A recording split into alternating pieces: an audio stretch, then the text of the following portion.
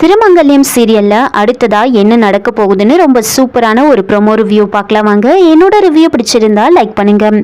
லக்ஷ்மிக்கு திருவோட போட்டோவை பார்த்ததுமே ரொம்ப சந்தோஷமாயிடுது. ஆனா பாட்டிக்குள்ள ஒரே குழப்பம். என்ன இது, திடீர்னு இவ ஒரு போட்டோவை காமிச்சு மாப்பிள்ளைய பார்த்துட்டேன்னு சொல்றாளே, இதுல என்ன இருக்கு, என்னதான் இவங்க நினைக்கிறாங்கன்னு தெரியலையா அப்படின்னு பாட்டி குழம்பி போயிருக்க. அப்பதான் லக்ஷ்மி பாட்டி கிட்ட உண்மையே சொல்றாங்க. பாட்டி, அடிக்கடி என் கனவுல ஒருத்தர் வருவாருன்னு நான் சொன்னேன்ல, அந்த கனவுல வரவர் தான் இந்த போட்டோல இருக்கிறவர் அப்படின்னு சொன்னதுமே பாட்டிக்கு ரொம்ப சந்தோஷமாயிடுது. இன்னொரு பக்கம் மோகனவள்ளி எப்படியோ 2 பேரும் நாம சொன்னதை நம்பிட்டாங்க அப்படின்னு ரொம்ப சந்தோஷத்துல இருக்காங்க. ஒரு பக்கம் மோகனவள்ளி இந்த கல்யாணத்தை ரொம்ப கிராண்டா நடத்தணும் அப்படின்னு சொல்லும்போது கஜேந்திரன் அதெல்லாம் வேண்டாம், கொஞ்சம் பேரை கூப்பிட்டு இந்த கல்யாணத்தை பண்ணலாம், பெருசா கூட்டத்தை கூட்டினா அது வேற மாதிரி போய் முடியும், நம்மளால சமாளிக்க முடியாது, அதனால ரொம்ப பேரை வந்து கூப்பிட வேண்டாம் அப்படின்னு சொல்லும்போது மோகனவள்ளி அதெல்லாம் முடியாது, நீ அப்படி பண்ணாதான் இந்த ஊர்ல இருக்கிறவங்களுக்கு எல்லார் மேலேயும் வந்து உன் மேல வந்து சந்தேகம் வரும், அதனால நான் நினைச்ச மாதிரி தான் இந்த கல்யாணம் நடக்கணும் அப்படின்னு மோகனவள்ளி, கஜேந்திரன், பசுபதி அப்படின்னு எல்லாரும் பேசிக்கிட்டு இருக்காங்க. இன்னொரு பக்கம் காஞ்சனாக்கு திருவை பார்த்ததுமே ரொம்ப பிடிச்சி போயிடுது. திரு நடந்துக்கிற விதம், எல்லார் பத்தியும் தெரிஞ்சு வச்சிருக்கிற அந்த விதம் அப்படின்னு எல்லாத்தையுமே பார்த்து திருவை ரொம்ப பிடிச்சி போயிடுது. காஞ்சனா பட்டுன்னு இந்த விஷயத்த எல்லார்கிட்டையும் பேசுறாங்க. என் பொண்ணுக்கு திருவை கல்யாணம் பண்ணி கொடுக்கணும்னு ஆசைப்படுறேன் அப்படின்னு அந்த கல்யாண விஷயத்தை பத்தி பேசிட்டு போக இந்த விஷயம் அம்பிகாக்கு தெரிய வருது. அம்பிகா திருவோட தாத்தா கிட்ட வந்து பேசுறாங்க. எனக்கு இதுல சந்தோஷம்தான், இந்த கல்யாணத்தினால 2 குடும்பமும் ஒன்னா சேரும்னா எனக்கு இதுல ரொம்ப சந்தோஷம் அப்படின்னு சொல்லும்போது திருவோட தாத்தா இதை ஏத்துக்க மாட்டாரு.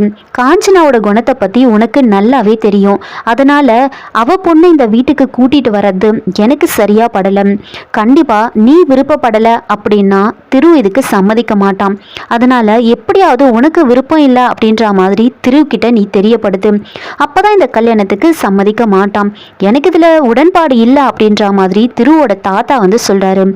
இன்னொரு பக்கம் காஞ்சனா கல்யாண விஷயத்தை பத்தி பேசிட்டு போயிடுறாரு. வீட்டுல போயிட்டு ஸ்ரீ வந்து அங்க என்னெல்லாம் நடந்துச்சு, எப்படி உங்களோட மனசு இப்படி மாறுச்சு அப்படின்னு கேட்கும்போது திருவை பத்தி ரொம்ப பெருமையா காஞ்சனா பேசுறாங்க.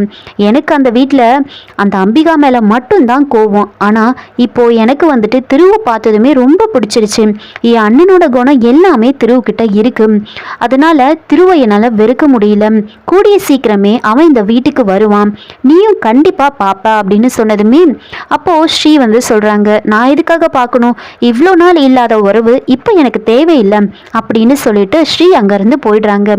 அப்போ காஞ்சனாக்குள்ள ஒரு சந்தேகம் வருது, ஒருவேளை ஸ்ரீ யாரையாவது லவ் பண்றாளா, எந்த நேரமும் ஃபோன் பேசிக்கிட்டு இருக்கான், இவளுடைய நடவடிக்கையே சரியில்லை, இவளை ஒழுங்கா கண்காணிக்கணும் அப்படின்னு காஞ்சனா யோசிச்சுக்கிட்டு இருக்காங்க. ஸ்ரீயோட அப்பா காஞ்சனா கிட்ட பேசுறாங்க, நீ பாட்டுக்கு கல்யாண விஷயத்தை பத்தி பேசிட்டு வந்துட்டியே, ஒருவேளை அவங்க 2 பேரோட மனசுல வேற யாராவது இருந்தா நீ என்ன பண்ணுவ அப்படின்னு கேட்க, அப்போ ஸ்ரீ யாரையும் லவ் எல்லாம் பண்ண மாட்டா அப்படின்னு காஞ்சனா சொல்றாங்க. ஆனா ஸ்ரீயோட அப்பா வந்துட்டு ஒருவேளை அவளோட மனசுல வேற யாராவது இருந்தா என்ன பண்றது, இல்ல திருவோட மனசுல வேற யாராவது இருந்தாலோ திரு யாரையாவது லவ் பண்ணா நாம என்ன பண்ண முடியும் அப்படின்னு அவர் ஒரு பக்கம் காஞ்சனா கிட்ட ஆர்கியூ பண்ணிட்டு இருக்காங்க. இதோட இந்த ப்ரோமோ வந்து முடிச்சிருக்காங்க. என்னோட ரிவ்யூ பிடிச்சிருந்தா லைக் பண்ணுங்க, மறக்காம சப்ஸ்கிரைப் பண்ணுங்க. தேங்க்யூ.